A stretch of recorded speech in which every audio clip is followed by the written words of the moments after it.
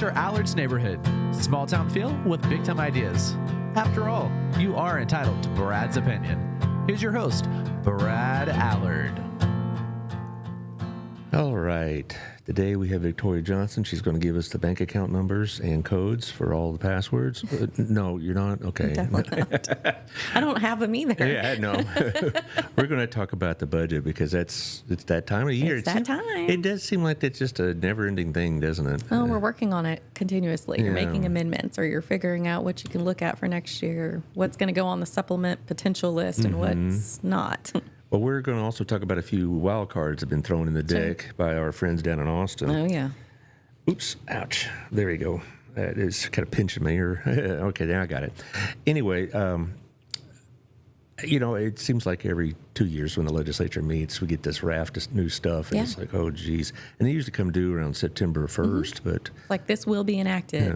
You have to hope it's not another unfunded mandate, or what new things do we have to work around or consider? Yeah, it was... I think something was very like interesting. 4,000 bills were introduced that would affect municipal government. I did read it. I think their exact number I read yesterday was 11,342 bills were submitted, and that's primarily in about a 4-month period. Because if you understand how they submit bills in Austin, it isn't like they can submit bills arbitrarily with like 24 hours to go. They have to, after a certain point during the process, like after 60 days after it begins, you have to have like a 2/3 vote to allow it to proceed, and then after another 30 days, you have to have a 4/5 vote to allow it to proceed. And so, it's just a tsunami of bills, and they even start submitting those bills. I mean, within days of being elected. Yes. If they're already if they haven't been sworn in, they can't. But they're already an existing member, an incumbent or whatever. They can, the week after the election, they start putting those bills in. So it's a lot of fun, I think you used the right word. Tsunami is the best way to think of you went that. down there a couple of times, didn't you? I did. Yeah. When I was doing that business with the education board, what happened with us, about the July meeting, we'd have a representative from the legislature that here's all the bills that passed that were signed that affect y'all, and about the certification board, and about GPAs and testing and all this other stuff, and we had to put it into the code. When they write something into legislation, it doesn't automatically appear in the register. Right. It has to be implemented and put in by the relevant committee, which we have over 200. So it would take at least 3 meetings. I mean, that's the law for us to agree on the language and had the public hearings and all this other business.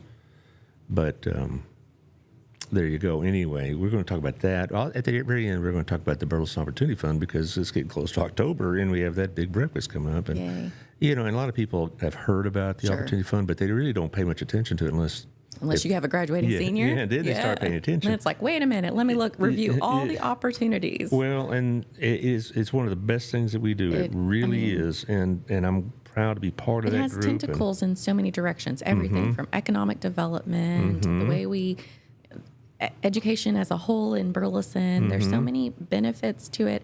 It's really a wide-reaching, impressive program that we just have to continuously get the word out about. Well, speaking of impressive, let's talk about the sponsors. Oh, you like that segue? I like it. Okay. Well, of course, our place where I know you bribe the children with. Is that still going on? Always. So, we were so sad. Philip and I wanted to eat there, and I was like, they're closed. Rightfully so. For July, I think it was the 5th, we wanted to eat there, and I was like, we can't, but it sounds so good. Yeah. Well, I was. You always there want things Thursday. when you can't have it.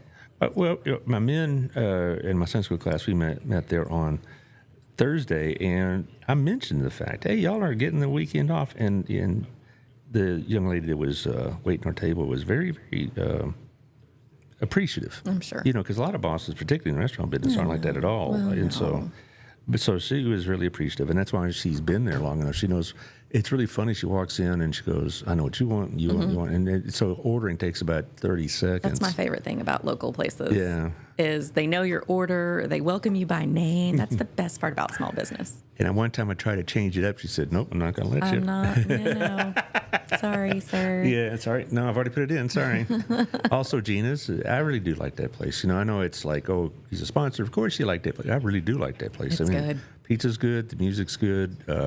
Oh, the music is so fun. Yeah, he's really into that kind of blues music. I love it. And he got a guitar autographed by Buddy Guy, who's I know he's a big fan of Buddy. Yeah, he's about 80-something years old, and he's been around forever. He's like one of the very last of those old blue guitarists. Sure. But anyway, Gina's Pizza, everybody loves it. Everybody goes there, so there Delicious. you are. John Williams over at Old Pro Roofing. We're not supposed to have a lot of rain, I don't think. So this is a good time to get the roof inspected. It's a good time to get your roof done if you need to, because the summer's when all that tar and everything sets in really well. Plus the fact that the insurance companies are very difficult about it. If you have some damage and you think, well, I'll just wait around to make the claim until I have more damage, they can disallow it, and it's a real problem. And you need somebody like John to navigate that with you. So 817-734-2756. He'll come up there, jump on your roof. 10 minutes later, come down and says, you're good to go. Or you might need to have some, shingles replaced or something, but you're not going to get some doomsday scenario if you don't have one. Also, Jeff Kelly, he just started a new Facebook page for Johnson County Realtors, so you can get some information there. Ooh, I'll have to follow that. Yeah, it's a good thing because, he sells all over the county. He does, yeah. And apparently Johnson County is like the fourth fastest growing in the Metroplex area after Kaufman and Parker and Collin County, probably. Well, Collins, where I'm from, is filling up. It is fast over there. Oh yeah, it's not anything like what I lived in back in 1980. I'm sure. In fact, I'm going to go over there Thursday to visit a friend, and it's not like a nostalgic tour.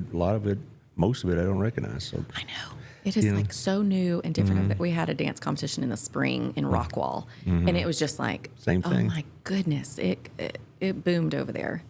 Well, call him at 817-781-0546 if you're looking to move in and around this area. Plus, he'll keep you up to date on the rates and things of that nature. That's always a guessing game, and so you need some help with all of that. So 817-781-0546. And I believe next is Tiffany. Yes, of course. You should have your Local Life magazine by now. Do you have it? I did have it. I did have it. Okay. It's red and recycled now. Yeah. Well, see, that's the thing. It goes to about 30,000 homes, so it goes to a lot of places. It has a big reach. Yeah, it does. And it has a website. You can look on the online version, locallifetx.com. And so if you're like sitting around in the doctor's office, and a lot of times they already have copies, but you can also get on the phone as well. And my friend Al Warner, Bass Printing and Consulting, he'll get you promotional needs. If there's something you could stamp your logo or slogan on, he could put it hats and cups and pencils and that's fantastic. Farm animals. I don't know, whatever. He'll whatever you want it. Give him a holler. His email is Alrick, ALRICK at bassprinting.com. Somebody asked about that name. Alrick. Al is from St. Kitts, and that's his real name. How fun. Yeah, he's a very nice guy. He and John both are in my BNI group, and they're both very, very fine gentlemen. Also at 817-616-8761, I've used him for some of my mailers and trifolds and things like that, and it's no fuss, no muss, so there you go. We have a few nonprofits I'll run through towards the end. I know there's a lot of the summertime stuff. Like I think 2 organizations having Christmas in July, so there you are. But anyway, let's talk about the budget. Okay, here's the thing. We haven't had a substantial tax increase at all, at least in your tenure. No, we have decreased it every year since I've been on. But we're in now, the 2 years before I got on. Right, but we are looking at the possibility. I don't know if substantial is a word I would use, but it is a possibility of a tax increase. Correct. A lot of questions I'm sure you're getting is why is this happening? Yeah. And, are we growing so fast that we can't keep up, or is it just the expense of materials and salaries, et cetera? Yeah. All of it above. It's a perfect storm, right? But the biggest impact that we're facing this year is our Johnson County. Somebody's calling. Donald, I told you not to call me during the show. I'll call you later. He needs so much advice. Well, he knows where to go. Yeah, right. So our central appraisal district had moved to a 3-year reappraisal plan. And I mean, we are, as a municipality, we're dependent on the reappraisals because that's how we forecast budgets. We estimate based on, previous years how the reappraisals have moved. Is it up? Is it down? Is it stagnant? And for our county, we talk about it all the time, the growth that we're facing. People want to live in Johnson County. There's space here to grow. You can have small lots, you can have big lots, you can have county, you can have city limits. And with all of those come different amenity levels, but we're growing fast and people want to live here because it's a good area to live in. And they're escaping. They're coming here for jobs and things in the Metroplex, but they're not wanting to be in downtown Fort Worth or downtown Dallas. And so we have something here that people want. And because of that, our appraisals have been increasing year over year. And we forecast our budget plans we're relying on those increasing. Because our community is growing, we want to increase our services. We talk regularly about needing to keep up the maintenance on our streets and roads that are in our municipal network. And so all of that takes money, increasing our police department so that when you need their services, they're able to respond appropriately. And we also, in my tenure, we increased our fire service immensely when we took on ambulance. That was a service increase that has a big impact for our citizens, but we have to have the funds to pay for that. We have to have the firefighters and the paramedics to respond to those calls appropriately.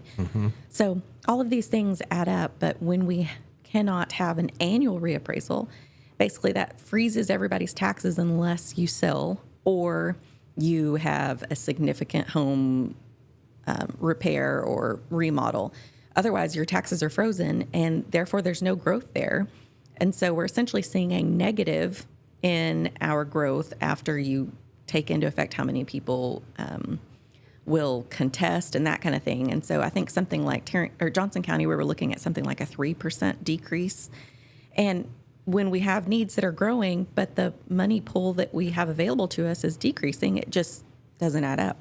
Well, it seems like also this concern that y'all have about freezing the appraisal is who's being convenienced by that? Is it the appraisal district or somebody's got to be benefiting from it? That's the part that I can't understand. The argument is, okay, well, you're taxing people out of their homes, but okay, so their taxes are frozen over 3 years or for 2 years essentially, and when the third year comes back up, what happens when that reappraisal accounts for, you're saying, well, the $2,000 or $3,000 increase was impossible to meet.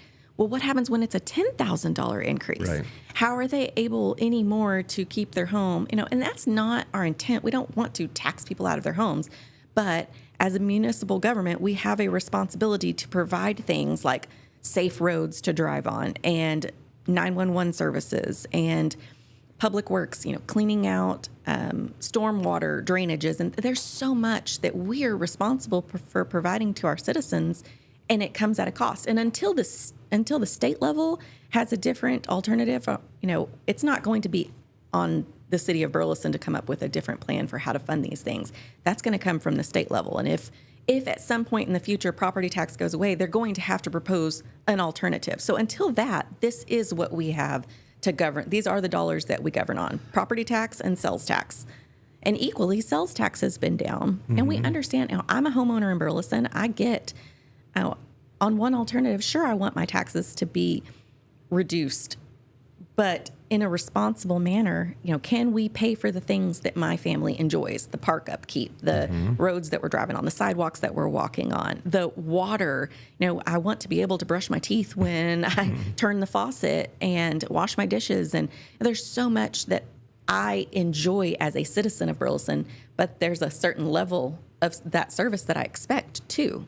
Well, I was just thinking also by that third year, there's going to be a lot of pressure on all the municipalities to keep raising tax levels.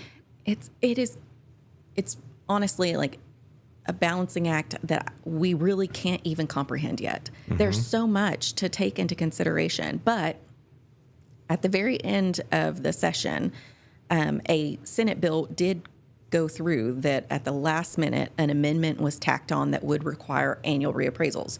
So now the city is working with legal counsel to figure out, how does this impact us? We get our tax rolls at the end of July, so we'll know what we're truly working with. But now that this did get passed at the final minute, how does that impact us? Will there be an annual reappraisal? So will our budget have to be amended? It's going to get messy before it gets better. But Sure. It's important until there's an alternative introduced, and that's completely out of our hands. But it's important to understand, how the property tax is going to impact us. That is the money that we're reliant on for now. That's makes up the majority of our budget. Yeah, and it's going to be a real problem since by charter you have to have that budget in by September 30th. Correct. And if you don't have accurate numbers, Actually, it's before then because it goes into effect September 30th. Oh, okay. Well, there you go. And so you may end up having to guess. It sounds like It's scary. Or I don't know. We'll definitely look at. Can you get an extension on the charter? But I don't know if that's think so. Well, that No. wouldn't be a good idea. And my assumption is it's going to take a while. I mean, to reappraise all of these properties and things, it would take a number of months to get us. So my guess is it'll be an amendment to our budget. So what we have to propose, and we're being as conservative as we possibly can. I know the city manager, he won't show us a recommended budget until, let's see, August. In this month, when we meet, he will recommend supplements and kind of show us options and what those will look like, the impacts of those to our budget. And then he'll recommend a budget to us in August. And then he hands it over to the council, and we have to come through and say, yes, maybe, no, I don't know, and debate all of those things. But there's so much that we don't know. And we obviously budget as conservatively as we can. He went back to all the departments and asked that they collectively come up with $3 million to cut from the budget. Yeah, I heard that. We need police officers. We need firefighters. We are in desperate need and planning for a fourth fire station that will require 23 new staff people. We need more street crews and public works crews. I mean, the needs are not reducing. We're growing. And the expectation also of what level of service we provide to citizens is growing. And so we have to balance all of that. We don't want to be frivolous, and we haven't been. Now, in my honest opinion, I think we have arbitrarily reduced our tax rate too far. Some of these things could have and should have been looked at sooner.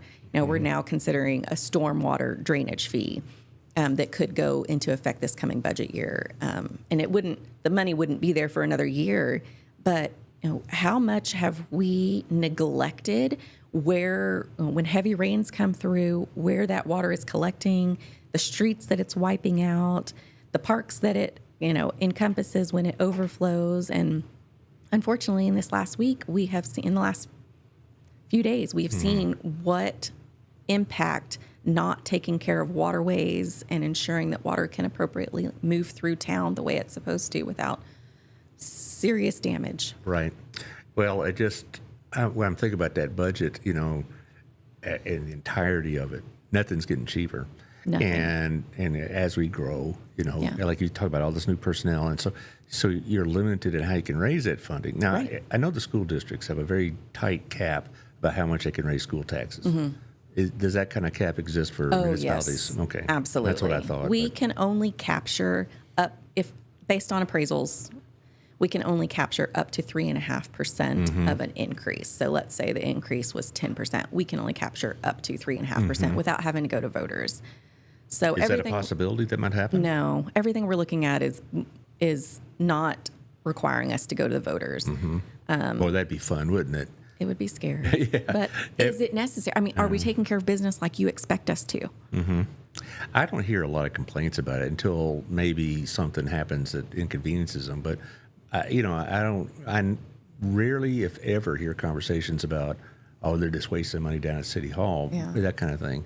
Well, sometimes that. I'm sure you get emails that say that. But It's about what are you doing with this? And we have to be absolutely transparent. If we're going to collect a new fee or if we're considering an increase, what are we doing with that money? What are we going to show for it? And it has to be quick.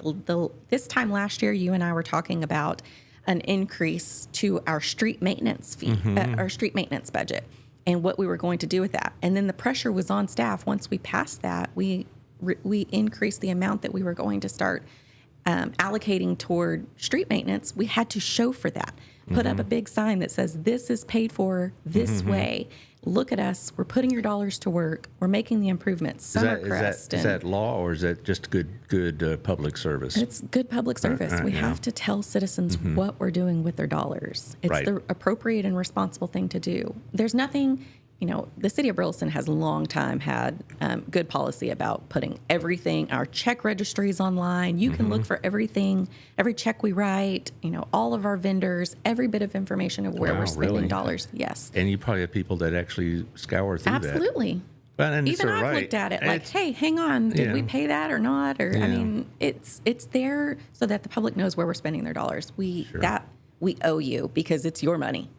I guess y'all can't do what Congress does. Just says, we'll sign a continuing resolution. That doesn't exist for the cities. No. The state legislature, you said it, every 2 years they pass new bills that impact the way we do business. And some things are for the good, and some things are for more work and harsher. Well, a lot of unfunded mandates. Absolutely. And so you would those more so for the school districts, but sometimes for municipalities too. Oh, sure. But they just like to put their thumb on us. We are the closest to the people. You're going to come to City Hall and watch a city council meeting, participate in a city council meeting. You're going to see sleep through a city council meeting. You're going to show up. You're going to run into us at the grocery store, at the school. Powers right through that. And so you're going to tell us what we're doing right, what we're doing wrong, when we need to work on something. But at the state level, it's a little bit removed. And then at the federal level, it's even more removed from the people. And by the time something is passed and actually impacts our neighbors, it's like, well, crap, I should have been more involved. But here at the local level, if something works, great. If it's not working, let's get to it and fix it. And that's the best part about local government. I was surprised a little bit at this last session. I thought the elimination of property taxes would get much further than it did. It really didn't get that far. They don't have a good solution. Yeah. They're down there. I don't know what they're doing. It's like a circus in Austin. It sure is. I mean, they're just, they go down there with this thing, this little niche thing that impacts that they have seen in their hometown or their home county, and they are hell-bent to get down there and change that. And then they're like, well, I think we should do this for the whole state. But Burleson doesn't look like Fort Worth, doesn't look like Dallas, doesn't look like Austin. And they get down there and they just want to make these sweeping rules and legislative motions that impact everyone equally, but we don't all look the same. And the problems that we're facing in Burleson don't look the same as even our neighbors. We talk about the mayor and I attended, the chamber puts on Leadership Burleson, and there were some good questions about the budget and why, we're considering an increase, and is it because, we're not appropriately planning for growth? Some of these things we have to pay for before the growth comes. It's like, what comes first, the chicken or the egg? Like, no, we don't want to put more traffic on 174, but at the same time, if we don't have more people paying in to help us afford that improvement, then it's going to take longer to do. So, I mean, it can go back and forth, on what's the appropriate way and how much we should prepay or pay up front for something when the citizens aren't there yet that will be benefiting from it, that kind of stuff. But we do our very best to forecast, what do we see coming down the pipeline? And how's that going to impact current citizens, and how can we plan for future citizens and all of that? But it all takes money and appropriate planning and being responsible and being transparent and showing citizens what they're getting for their dollars. Right, and the location of Burleson being just south of Fort Worth and on I-35 and on the state highway. I-35. I mean, you have to think something that like Joshua doesn't experience, but we do, is I-35. When an accident happens, it holds up our fire department, our police resources. And that's something the state should be considering. Should they put more money towards state troopers and DPS instead of it being on the backs of the local governments? I think about this when I sit on our COG board, because we're looking at regional stuff, things that impact us all. And this is a discussion that we have of the state needs to put more resources toward their public safety, because it's on the backs of the little guys when an enormous highway passes through our town. And we don't just have 35 now, we have 121 too. So, I mean, and all of us have different things that are impacting us that we have to juggle. And I was reading about 67 and what's doing to Venus and Midlothian. So I don't know if it directly affects us, and probably Alvarado eventually. I don't know if that'll affect us directly, but it all adds up. Yeah.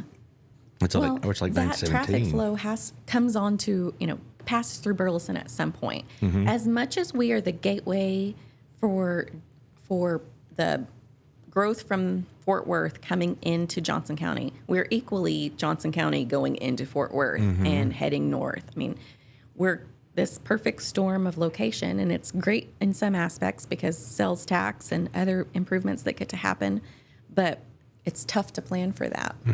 Now, last time we talked, you have not spent all the money on that bond that was passed a couple of years ago. It's still in the process. Right. It takes a lot longer than a lot of people think. They think you get, passed a bond, here's the money, go do it. It's a big piece of that is the Station 4 that passed as part of the public safety piece of that bond package. But that just gets you the building, right? Does the bond also... It doesn't even pay for that at this point. No. Well, okay. I mean, I mentioned... We've talked about how growth impacts our budget. We've talked about increase in services that impact our budget, but also that bond package.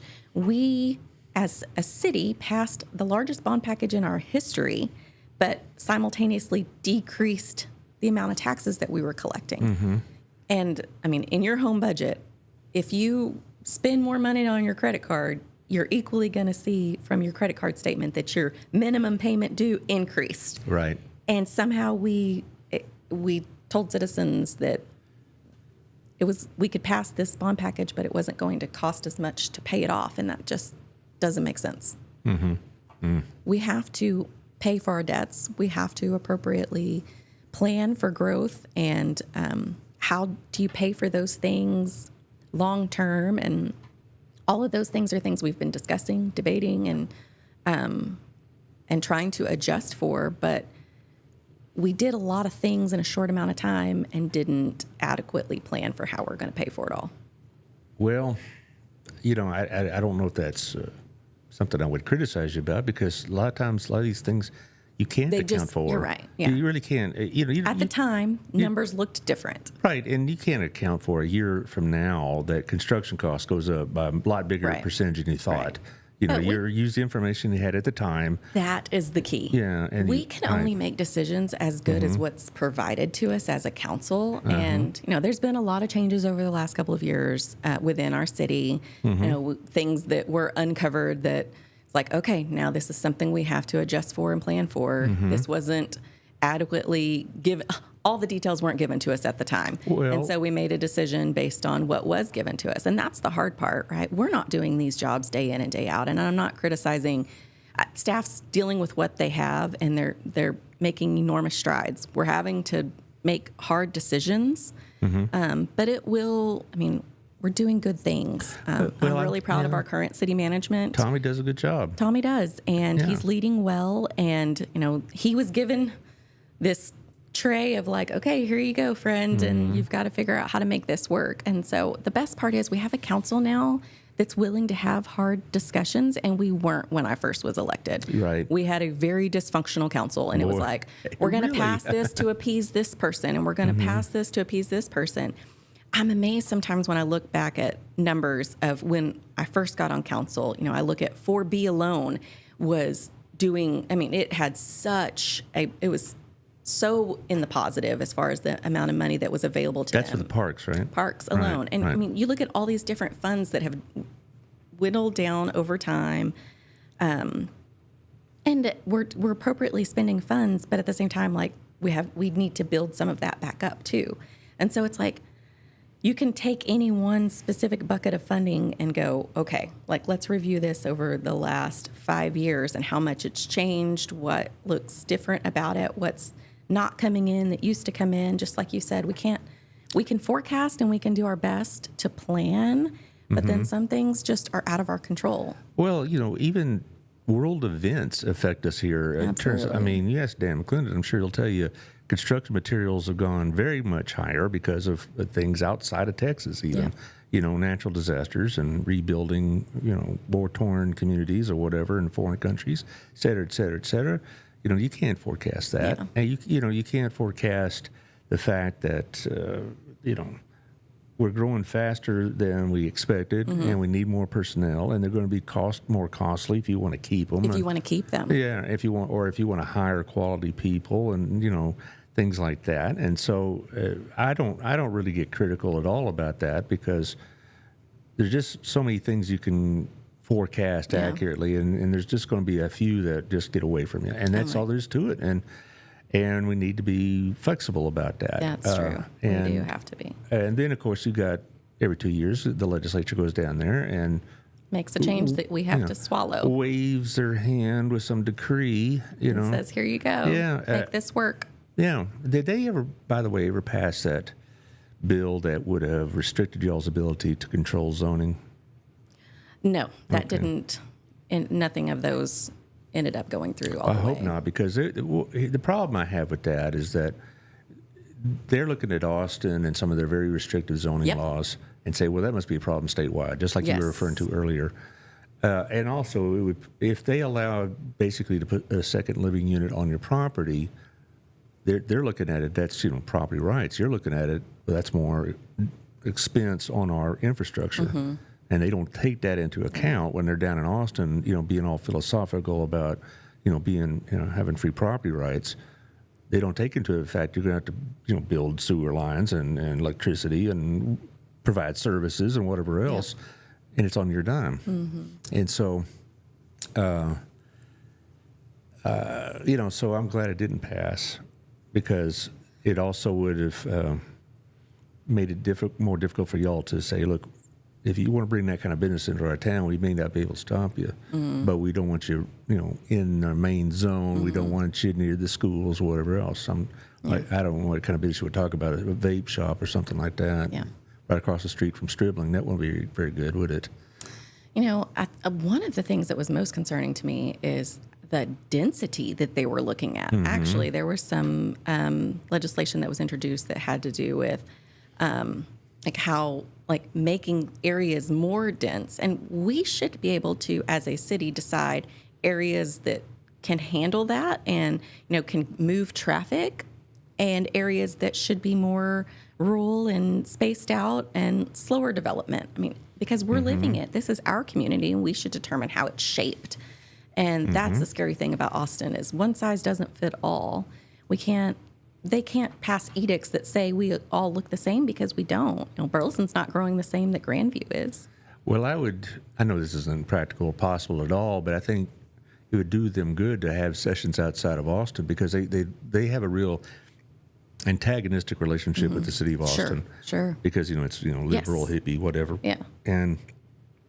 And so they think that the problems that they're having, or maybe Houston, another blue area of the state, that it affects, that must be the way it is. Everywhere. And it's just not true. Even way back in the day, we've always been a fairly conservative state. Austin's always been weird, but that's makes it fun, right? But I really do get irritated with that kind of approach to governing, when they think, well, this must be a problem for everybody, and therefore we're going to solve it for you, and it just creates a whole other raft of problems. And Texas is much worse than the federal government about not paying its bills on these things. We talk about unfunded mandates, and everybody bellyaches about Washington. That's not nearly as common as it is from Austin, particularly on the schools. Holy moly. And so if you want to complain about unfunded mandates and unpaid government edicts, look south, not to D.C. Well, and the other hard thing is these lobbying groups. Some are very strong and successful, like the Builders Association, and they go down there and they say, municipalities are making it difficult for us to do business because of this, this, and this. And it's like, okay, well then let's fix that. But in some ways, like you're saying, you almost need to go take a tour and say, how does that impact the citizens of Burleson? When they, in 2017, said that municipalities couldn't restrict building materials.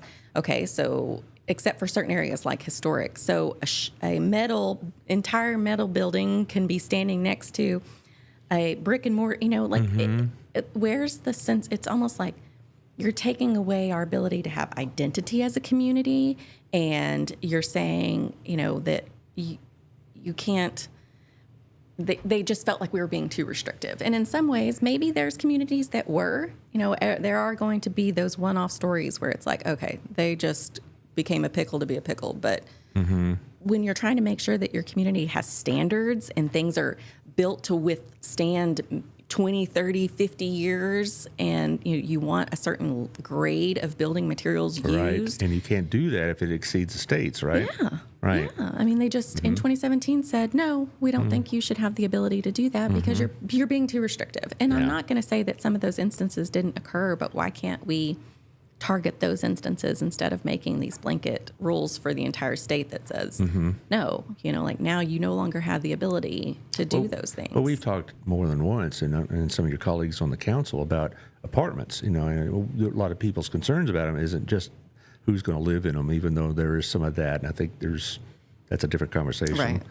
Yeah. But they also Building materials, and you can't. And how well they're they're kept, and you can't do much about it, right? No. You could try to cite we them can or do whatever. code. Yeah. Unfortunately, the developments that we have had, I mean, they're done well, and they've been kept up. I haven't heard complaints about their facilities, any of the new ones. But, I mean, and we have some older garden-style apartment complexes that keep up very nice and have been able to weather. But we have some multifamily facilities in our city that have not been kept up and are eyesores. And I'm disappointed on behalf of our citizens that that's options for them to even have to live in when it appears like their owners don't keep up with the facility and keep it well maintained, Well, yeah, and about the last thing our budget can stand is maybe additional social spending, so to speak, like that. We would like to have, better housing for people who can't afford some of the nicer apartments, but that's just another line on the budget that's going to be having to dealt with. And a lot of these communities around here are going to have to deal with restricting some of their expenditures, like Dallas and Fort Worth. I'm thinking of primarily. They're going to have to think about restricting some of their expenditures on, like, health care or housing or all that. Now Burleson doesn't provide that, and that's fine. It's one of those things that, well, that'd be nice, but it'd be an expense, and it'd also be probably one of the first things cut when we go through these crunches, and then you'd have to deal with the ramifications of that. And so I'm not advocating for that. I'd like to see the city pick up its game, though, in the nonprofits. I'm going to segue just a minute. I had Crowley House of Hope here yesterday, Elizabeth Becker, and last week I had Amber Case with Harvest House, and I got Debbie Beeman coming in about 3 weeks. And there are a lot of people that are using those pantries. In fact, yesterday, Rob and I took some stuff by Promises. And this morning, a friend of ours who worked there showed us a picture of the current state of the pantry, and it's like, the shelves are empty. Yeah, and we were just there yesterday, and they were fairly empty then, but we put some stuff on the shelf. Everything we put on the shelf yesterday is gone. Gone. And we're talking about in a matter of about 4 hours. I took some things to the blessing box across from the library, and it was empty. And I have no doubt I'd put school snacks, stuff like that in there for the kids, and I'm sure it was gone. Well, Sherry's watching us now, so we thank you, Sherry. I know this is probably a very busy time of year for y'all because the needs are just growing. And so all these pressures, though, come back on y'all, and you have to deal with it. And we have to be responsible. I mean, we can't take more than we should. And how do you appropriately plan for things and pay for things long term? We've over the last year, we've deliberated how we're going, in big expenses like a new fire engine. Sherry says the blessing boxes don't last long. I don't doubt that for a minute. Yep. Because I'm still thinking, I was shocked. I saw my friend's picture on Facebook she put it on about 11 o'clock, and I'm like, we were just there. And I don't know. It's,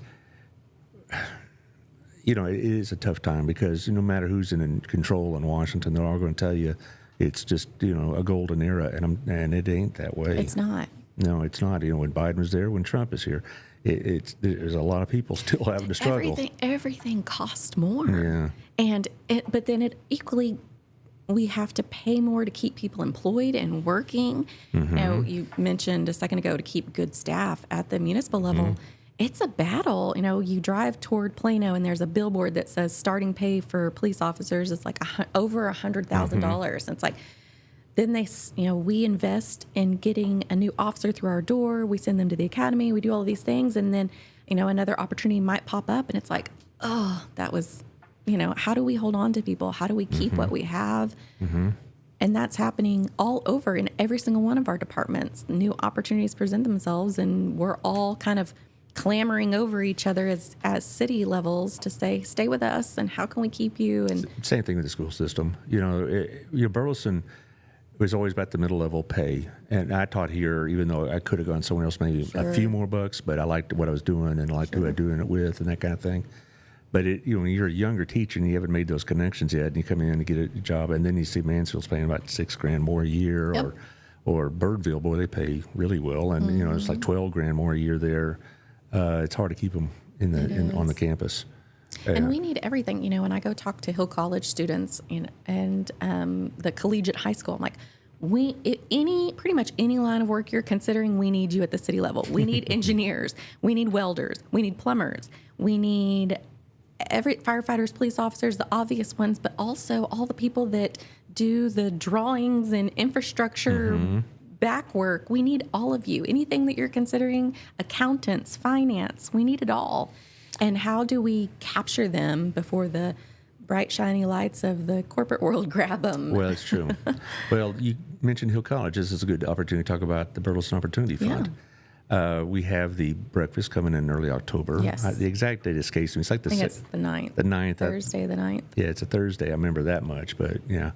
Thursday the 9th. That's 7:30. First United Methodist Church. Everyone is welcome. Please, please, please come. Yes. And this is the first year that we're actually opening up the invite list. Before it was invitations, and we still will be connecting with people who've donated in the past and people that have attended the breakfast in the past to the best of our ability. But the doors are open. Let us tell you about the Burleson Opportunity Fund, the lives that it's touching and impacting. When I run into parents that say that their kids took advantage of this opportunity, these are most likely the kids that, were on the fence. Is school for me or not? What am I going to do? And the nice thing about Hill College is it can lead to technical opportunities. It could lead to a 4-year degree. It just is it's an eye-opening experience. And maybe those 2 years that they get with the Burleson Opportunity Fund are the only 2 years where they're pursuing higher education and they go a different route. And that's okay too. But what doors does it open for you? What opportunities did it highlight that you didn't know or weren't aware of before? Well, most police and fire departments, particularly in the smaller towns, don't require a degree. And when I was teaching there, I left them in December. I retired. I always say I left them. It was a very, very friendly parting. I'll put it that way, because they treated me well all the time I worked there. But it was just time. And and I'd have students in there, and they wanted to be officers or firemen or EMTs or things of that nature, and it's helped them get through the door. And, and so not all of them are going to go to 4-year colleges afterwards. But it might open up a door for a technical opportunity, or put them right to work. Well, if you're making $100,000 as a police officer, you're making more money than I ever did. Same. Yeah, right. And if you also, I would say probably more than half were getting that associate's degree because of something other than getting a 4-year college degree. I had adults in there, and they were getting that associate so they can get bump in pay in their current job, or they can move more freely in their industry with an associate's or stuff like that. And now, trades, automotive, plumbing, HVAC. There are you can make money in that too. You can good money, and you can start your own small business. I mean, we need all of these things. The generation of being able to do that workforce is retiring. They're aging out of it. Who's going to take these things on? In order to, we talk about home construction or business construction. All of those trades are needed for us to continue growing. And Irma says, love these local shows. Thank you for both taking the time. Hey, it's all good. Appreciate you for listening. It's funny because, I've lived in Burleson now 34 years, which is well more than it, by you far. Lived anywhere else? By far. And it's over half my life. Yeah, and I can relate. And it just doesn't, really register like that on me because I always, think of Plano where I went to high school as hometown, but it's not really hometown. No. Burleson's hometown. Burleson's home. Yeah, and as far as the Burleson Opportunity Fund, this breakfast is critical because the more money we make, the more students we can serve. Yep. And a lot of people. And it's open to any graduating student within the city limits of Burleson. Whether you I thought it was within even 76028, or is it city limits? City limits is my. Don't quote me on that, but I do know you could go to Joshua, you could go to homeschool, you could. If you're you live in Joshua, but go to Joshua School, but you live in Burleson. Yep. You could still be eligible. Yes. I did not know about the homeschooling until I started this, and I'm fine with that. I mean, we just want it. It's beneficial to our community as a whole. The more people that we are preparing for the job force, we need people to do the jobs that we're recruiting here. I mean, we're successful in recruiting great companies and headquarters to Burleson because we have a good public school system and schools that support and surround our kids to have a pool of people that can do the jobs now and in the future. And if we don't have that, then they're not going to come here. And I don't want to imply that the Opportunity Fund's in crisis or anything like that, but we are faced with the same things y'all are. Sure. Increasing expenses, increasing demand because increased demand. Yeah. So these families are struggling to, can I send my kid to school? Is it worth our family to go into the debt? Can we even pursue that amount of debt so that my kiddo can have a better opportunity? Well, Dennis, I can't ever pronounce his last name properly. I don't want to blow it, but our president is going to be on the show August 12th. And Daniel. I thought Daniel. What did I say Dennis for? I don't know. Sorry if you're listening, Daniel. I'm sorry. I'm an old man. Yeah. No, but Daniel's going to be on. Good. And I'm trying to see if I can get a participant, and particularly a mother. I know of a couple of people now. I know of a couple of moms. Yeah, I do too. Their kids are currently in the system because of it. And I could tell you, last year, one of my friends at BNI, his son got accepted for the Opportunity Fund. She had tears in her eyes, and because it was amazing. Look at some of the at the breakfast we highlight past students, we highlight current students, and it just makes your heart want to burst when you hear about a Burleson police officer or a Burleson firefighter that went through the Burleson Opportunity Fund and then pursued. They're doing exactly what the fund was set up for. It opened up opportunity for these young people to come back and serve in our city in some way. Is it that they're opening a small business? Are they working at a local bank or a mortgage company? Are they working for the city? Even better, in my opinion, because we need them. But that's the neat thing about the Burleson Opportunity Fund is it's connecting people. It's keeping them here in Burleson, educating them, continuing their education here in Burleson, and opening up opportunities for them to continue working and living out their years here. We want, as a city, we want to be well-rounded. We want to have jobs for people. We want to have housing opportunities for people. We want to have education, good educational opportunities for people, and that's K through 12 and beyond. And we're working very diligently on the trade school that we're bringing to the west side of town. Yeah. Because we acknowledge we want everything for you here in Burleson. If you choose to live here, we want you to be able to go to school, play here, work here, spend time with your family here at our parks and recreational opportunities, and have the best life that you can in our community. Well, when I had a couple of friends when they found out I was on this board now, said, "Well, I'm gonna send my kid to the Tarleton Extension over off Chisholm, or I'm sending my kid to Tech online or something like that. Can we take advantage of that?" And I said, no, because really it's set up for Hill College. All right. It's right now. It's specific to Hill College. Who knows where the future lies if we can. Exactly. But right now. If we could grow it. But right now, it's really about capturing those kids that didn't know what their next step was going to be. They're going to graduate high school. Now what? Maybe I'm going to school, but probably not. That's the group, that's the population we're trying to capture so that we can open up the doors to make that kiddo see the opportunities available to them in their hometown. They don't have to drive to Dallas or Plano or Fort Worth to continue their education and have opportunity beyond high school. Well, when I was in high school, the closest community college was Richland over in East Dallas, and it was like a 30, 45-minute drive. Now it's right down the street from all of us, and it's really a great deal. And, what's interesting, because I'll get a class, I did anyway, particularly before COVID, when I had much bigger classes. I have a class about 25 and about maybe 7 or 8 are BOF kids, and the rest of them were extremely envious, the Joshua kids or the Alvarado kids or Keene kids, because they don't have this set up. Right. And I know that other communities have looked at ours and tried to replicate it. Yeah, and it's not that easy. It's not. It takes. It required a lot of buy-in from the community, and from the it is supported people by like us. Yes. I mean, by the parents of of our school districts, by the local businesses. That's how this is continuing to grow and make the impact that it is. And so we absolutely need people to get involved, attend the breakfast, learn about us. Be willing to serve on our board. We desperately need board members of people that can connect more people to the BOF. That's really your role as a board member, is to make connections and bring in new opportunities with people and the growth that's there. There's no shortage of students that need these opportunities, and so the possibilities are truly endless with the opportunity. It's true. We do need fund. more board members because it's a 3-year term, and life changes for people. It does. And Some people roll off. Yeah, some people usually they'll out to another term, but a lot of people, their lives are different than they were when they first started. Maybe their kids are older, or maybe their job has changed, or maybe they've moved even. So it's that's something that we could use also if you would be interested in serving on this board. Contact one of us.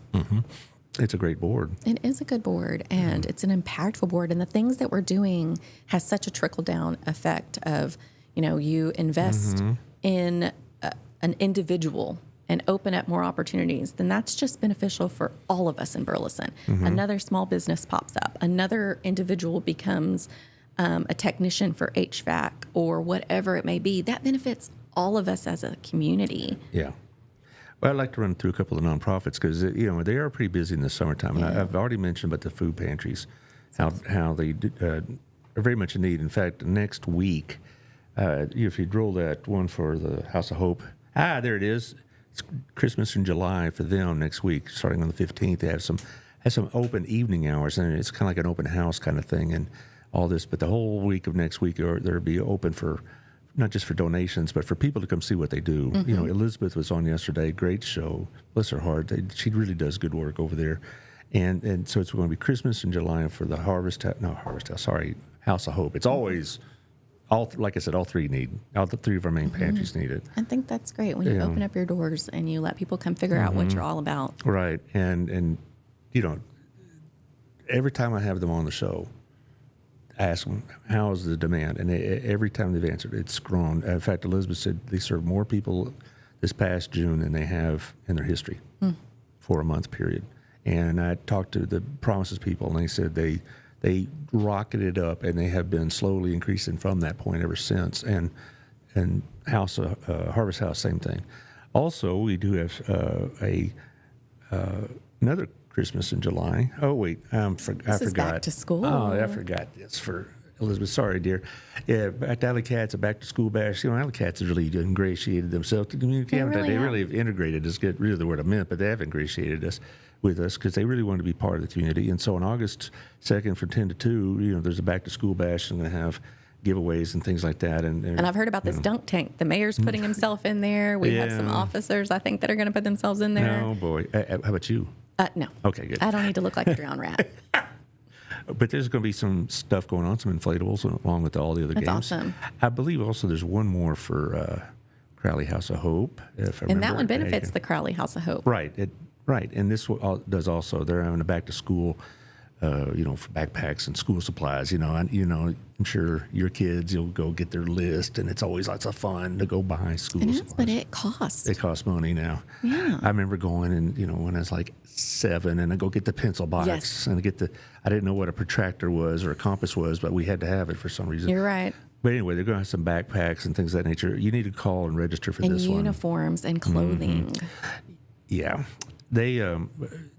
You need to register with the House of Hope to be part of this. Okay, this isn't just an open drop on by. You call, register, get on the list because they only have so many to give away. Right.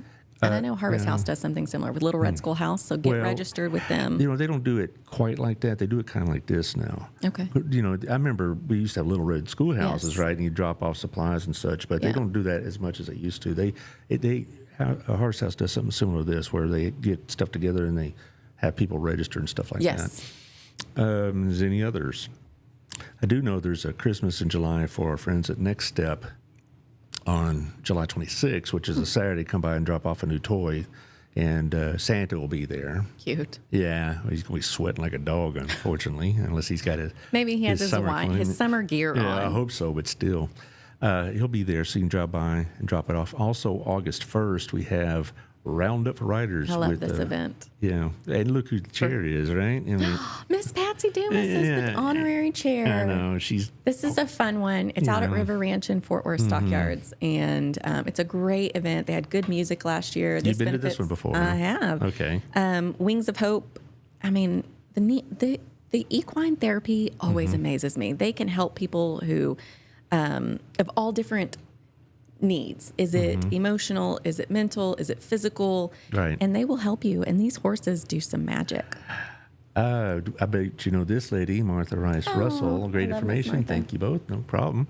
I had Wings of Hope on last Monday, and it's a very interesting outfit. We also have another equine therapy group called Frontline, and it's really more for PTSD and adults, Veterans, right? Veterans and things like Yes, that. yeah. Whereas Wings of Hope is more for maybe kids with autism, maybe kids with It's social children, anxiety, adult, all the things. Yeah. It's really Or impressive.